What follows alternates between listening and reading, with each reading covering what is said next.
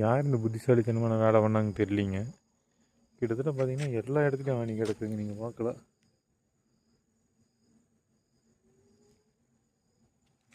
பாருங்க, இந்த மாதிரி ரோடு ஃபுல்லாக ஆணி.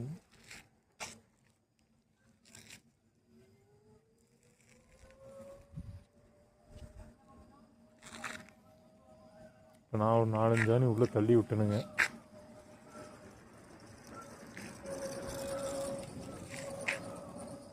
இங்கே ஆணி மரப்பலகை பிரிக்கிறாங்க, ஆணி அப்படியே இங்கே ஃபுல்லாக இங்கெல்லாம் ஆணி ஆணியாக கிடக்குதுங்க. இதான் ரோடுங்க, இங்கெல்லாம் வண்டி கண்டிப்பாக போகிற தடங்க.